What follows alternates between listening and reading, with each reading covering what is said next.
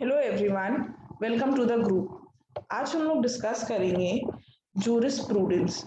Jurisprudence में हम कौन सा टॉपिक डिस्कस करने वाले हैं, वो है स्कूल्स ऑफ जूरिस्प्रूडेंस। देखिए, 4 स्कूल्स है: analytical school, sociological school, historical school and philosophical school. ये सारे स्कूल जो है उसमें उनकी क्या थ्योरीज है, कौन से प्रोपोनेंट्स है, ये सब हम डिस्कस करेंगे।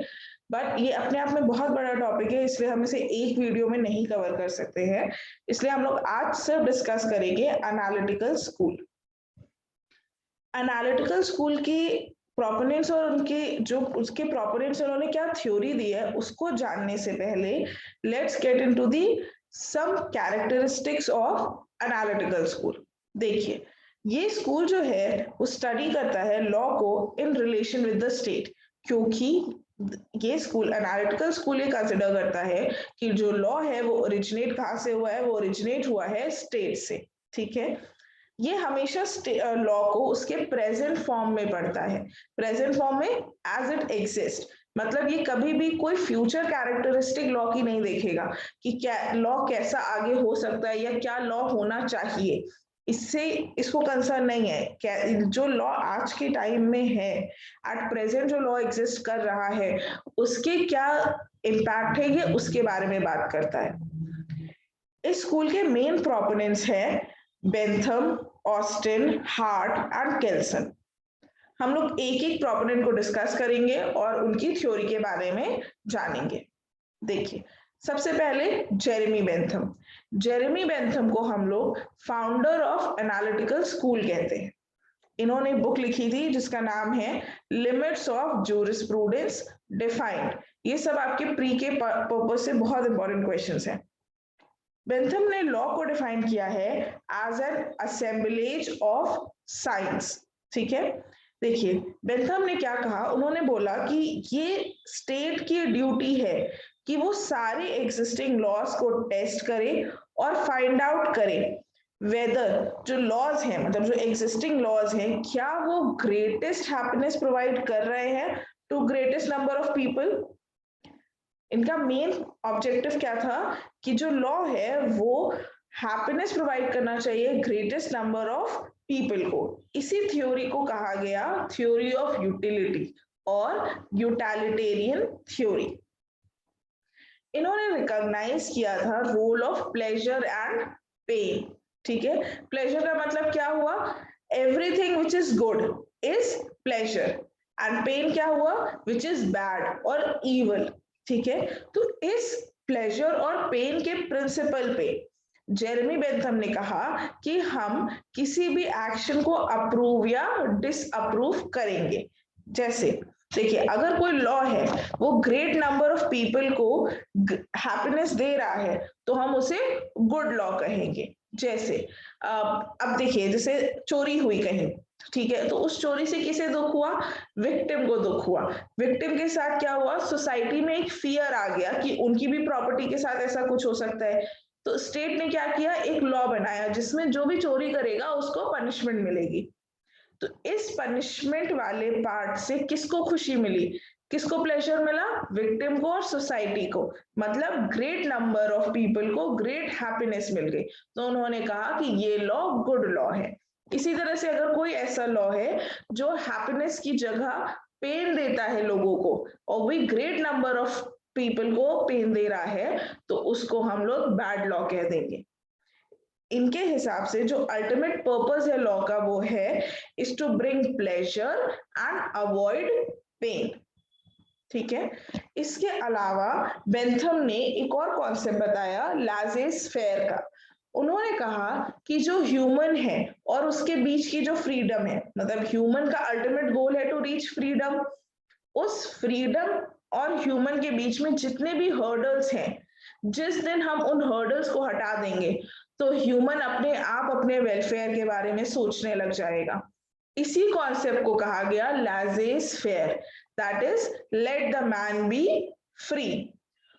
बेंथम ने जूरिस्प्रूडेंस को 2 पार्ट्स में क्लासिफाई किया है, वो है expositorial jurisprudence and censorial jurisprudence. आपको आई होप आपको बेंथम समझ में आया होगा। अब हम मूव करेंगे टुवर्ड्स ऑस्टिन। देखिए, जॉन ऑस्टिन को हमने कहा father of jurisprudence. Although John Austin जो है वो he is a disciple of Bentham, लेकिन क्या हुआ कि जॉन ऑस्टिन ने जो लिखा वो पहले पब्लिश हो गया बेंथम के कंपैरिजन में, इसलिए बेंथम को दो हम फाउंडर कह रहे हैं, लेकिन फादर हमेशा हम जॉन ऑस्टिन को ही कहेंगे जूरिस्प्रूडेंस के, मतलब बेसिकली एनालिटिकल जूरिस्प्रूडेंस के जो फादर है वो है जॉन ऑस्टिन। इन्होंने बुक कौन सी लिखी थी? Province of jurisprudence defined. इन्होंने लॉ को कैसे डिफाइन किया है कि लॉ जो है वो रूल है जो लेड डाउन किया गया है for the guidance of intelligent being by an intelligent being having power over him. मतलब जो लॉ है वो किसी तरह का रूल या गाइडलाइन है जो एक्सप्लेन करती है कि क्या सही है और क्या गलत, ठीक है। अब ये रूल और गाइडलाइन कौन लेट डाउन कर रहा है? ये रूल और गाइडलाइन एक ऐसा आदमी लेट डाउन कर रहा है जो पॉलिटिकली सुपीरियर है than other people, other normal human being से वो पॉलिटिकली सुपीरियर है, इसलिए वो रूल्स और गाइडलाइंस को लेट डाउन कर रहा है, ठीक है। तो अगर कहीं पे भी आपको ऐसा दिखे कि इंटेलिजेंट बीइंग है, intelligent being having power over him, तो आप हमेशा ध्यान में रखना कि ये किसने कहा है? ये जॉन ऑस्टिन ने कहा है। ऑस्टिन की एक बहुत फेमस डेफिनेशन है, वो है law is a command of sovereign which is backed by sanction. मतलब इन्होंने कहा लॉ क्या है? एक कमांड है। कमांड मतलब ऐसी चीज, ऐसा रूल या गाइडलाइन जो नॉन ऑप्शनल इन कैरेक्टर हो, मतलब सबको फॉलो ही करना होगा, ठीक है। ऑफ सॉवरेन हमने क्या पढ़ा पीछे कि इंटेलिजेंट बीइंग पॉलिटिकली सुपीरियर, तो इसको इन्होंने यहाँ सॉवरेन कह दिया। Which is backed by sanction, sanction का मतलब होता है पनिशमेंट। तो इन्होंने कहा कि किसी भी लॉ, किसी भी रूल या गाइडलाइन को लॉ बनने के लिए तीन चीजें चाहिए। पहली चीज वो एक कमांड होना चाहिए, मतलब मैंडेटरी होना चाहिए फॉर ऑल। दूसरा वो सॉवरेन ने दिया होना चाहिए। तीसरा कि उस अगर उसे नहीं कोई फॉलो करता है, उस कमांड को अगर कोई नहीं फॉलो कर रहा है तो उसके लिए पनिशमेंट होना चाहिए। अगर इन तीनों में से एक भी चीज मिसिंग होगी तो हम उसे लॉ नहीं मानेंगे, ठीक है।